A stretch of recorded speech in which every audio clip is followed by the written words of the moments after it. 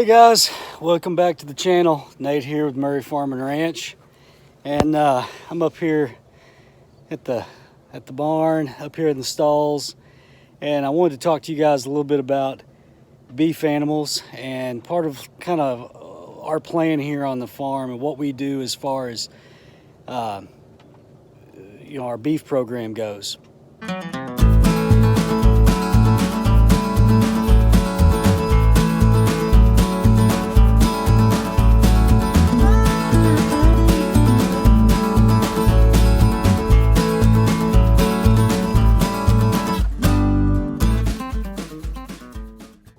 When we have calves, of course you're either going to have a little bull calf or a heifer calf. And in the longhorn world, almost all heifer calves go into the breeding program. Your bull calves, it's a different story. You have a couple of different options as far as what you do with your bull calves. And I wanted to talk to you guys a little bit about those options and kind of like how we handle our bull calves here at Murray Farm and Ranch. When we have a bull calf, it's basically funneled one of three ways. First market is the breeding market. If we have an animal that has exceptional characteristics, he has everything that you would want to pass down to the next generation of animals. He's got good color, he's got the right kind of conformation, he's got the right kind of personality and the gentleness and so forth, then that animal may become filtered into the bull calf program. And so we'll of course vaccinate them, make sure that they remain healthy, and then we'll evaluate them over the next year to 14, 16 months.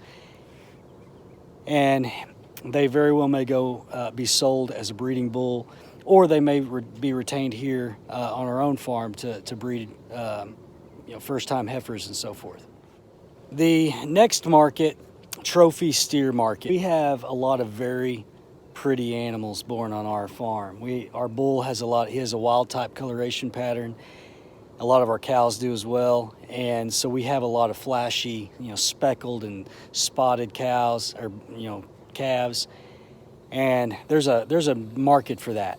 The trophy steers will, when you cut a steer, so you castrate them or ban them, they will continue to grow horn for the rest of their life, and they become amazingly immaculate specimens. I mean, they're big, pretty, majestic animals, and some people enjoy that as pasture art. They just love the breed and they want it out there in their pasture, and we have sold a lot of our bull calves in that market. Third market is the beef market, and that one is the market that a lot of people underutilize, and it's a little tougher on your heart, because those animals that you breed and you raise, they ultimately are butchered, and you have a hand in that. I feel as though that we raise our animals with the utmost respect to the animal. We give them a good life while they're here, and ultimately their purpose on this earth was to feed families, and we provide a high quality beef. And so I want to talk to you guys specifically about the beef market and how we handle that. Behind me here, there are three bull calves that they're eating a grain ration. This is a starter ration, and they're being fed out for butcher. And there basically is kind of two ways to feed out an animal. You can either grass feed an animal where they're grass fed the entire length of their life.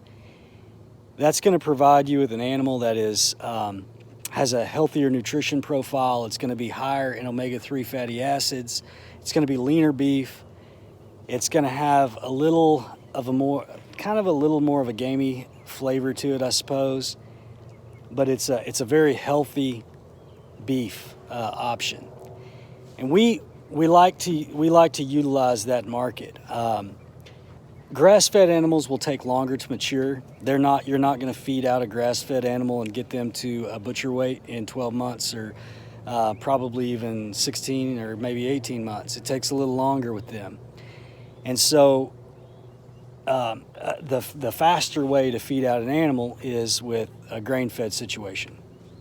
Grain-fed animals have more fat, but they have a lot of flavor. They have a juicy, wonderful flavor that people, fall in love with. And so we do what the customer wants at Murray Farm and Ranch. If we have customers that are interested in buying grass-fed beef, then we will raise grass-fed beef. The customer understands that it's going to cost a little more money because it takes longer. I have to put more effort into it. I have to retain them on the farm for longer. But if the customer prefers to have a grain-fed or corn-fed beef, then we'll support that decision, and we will grain feed animals and give them access to pasture during that time. And so that's what's going on with these three. These three bull calves are going into our beef program, and what we do is we let them go for several months, up to about a year, without steering them. That gives them more bone size, and they'll hold some weight. Whenever we steer them, they'll have more bone structure to distribute that weight.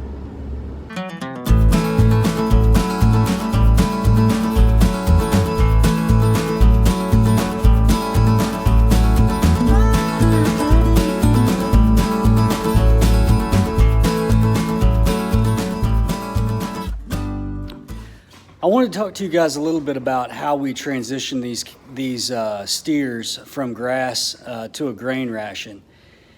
And so these steers, they've been on grass their whole life. Their guts are accustomed to it.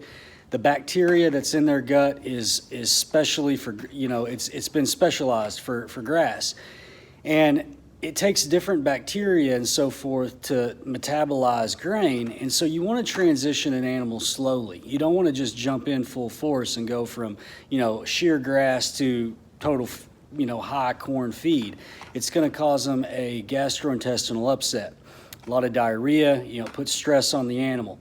So what we do is we start conservatively at about 2.5 to 3% of their body weight, estimated body weight in starter. And so our starter ration, I'm going to show you guys that here in a second, but our local feed store makes a feeder, a starter feed that we use on steers. And basically we measure it out. Behind me, you can see back there, there's a scale. And I put feed in 5-gallon buckets, and I measure out the estimated weight that they need. And I feed that every day. I don't miss a day. They need it every single day. And so I typically, will do the same amount of feed for about 1 week at a time before increasing by, whatever I think that they've gained that week. Feed, I buy it in these sacks, the big totes. You can get, these things will hold a couple of 1,000 pounds at a time. And I buy enough at one time that I feel like I can go through it without it running. And then I measure it out, and so the feed, it's got a mix of different things. There's corn in here, there's some different pellets, there's some fibrous material, and this is a good transitioner from grass to grain, and this will help start putting them some weight on. Now, while these animals are on this grain, they still have access to plenty of good grass or hay. So as I was mentioning, we start these calves or these steers on the starter feed, and we're going to do that for about 60 days. And then we begin transitioning a little less starter and a little more finisher. And that finisher has more corn in it. That corn is higher carbohydrate, and it's going to increase the rate of gain. After those first couple months, these animals, their rumen has adjusted. The bacteria has changed, and you can slowly start adjusting that corn and that finisher feed. And so by the time that they're ready for processing, these animals are going to be completely on a finisher, no starter, and they're going to be getting a nice rate of gain each day. And that's going to give you that marbling, that really juicy steak that you're looking for. The area that these steers are pinned up in. So they have from that fence line back, that gate is open and it goes back to this back fence line here. So there's 3 steers in here, and these steers, they have access to this grass 24/7. And so they get to eat roughage along with this grain. And if you've ever driven through Amarillo, Texas, and you've seen any of the feedlots, you know that animals are packed in there so tight. They're standing on mounds of cow manure. It's not a sanitary place. Those animals don't look healthy. This is a completely different situation out here. So each one of these boys gets fed in a separate container. They're all open to each other, but they all get very used to having their own trough. And in this case, it's a recycled protein tub. But I pour each one individually, and I like to do that because I want to make sure that each one of these animals gets the amount that they're supposed to. And sometimes in herds, there's somebody that's a little bit dominant or a little more aggressive, and they'll push others off the feed. And you're not going to have as good a rate of gain on those animals that aren't getting their feed. And so what I'm doing here is I have them each a tub, and I put their feed individually, and then they just eat it at their own leisure. And they typically will finish it out within about 20 or so minutes, and then they graze on grass the rest of the day. And so they also have access to this area, which is our working pens and our round pen back here. And so these boys, they have a lot of space. They probably have an acre apiece or so, and it's all Bermuda and native grass. So they've got plenty of good food to eat, and they're gonna make some absolutely amazing beef for some lucky families that are gonna be fortunate enough to purchase it from us. Well, folks, that's kind of an introduction on how we handle our bull calves, and specifically our steers. That's certainly not an all-inclusive discussion on how to raise animals for beef processing, but it gives you a little bit of an introduction on how we do things. We have to do what the consumer wants. As a producer, if families want grain-fed animals, we're going to produce that. If they're looking for grass-fed animals, we can make that request happen. Basically, though, what our underlying goal is to give these animals the absolute best life that they can have while they're here on our farm. And the sacrifice that they make by providing beef for families is something that we don't take lightly. We don't want anything to go to waste. We don't want these animals mistreated. And we feel like by producing locally that we produce a product that is better, more humanely raised, and it keeps dollars local. And I think that's big for the future of farming, ranching, and small local farms. And that's why we're doing what we do. I hope you guys have learned something from this video. I hope you enjoy it. If you have any questions, hit us up in the comments. Don't forget to like the video, subscribe for future content.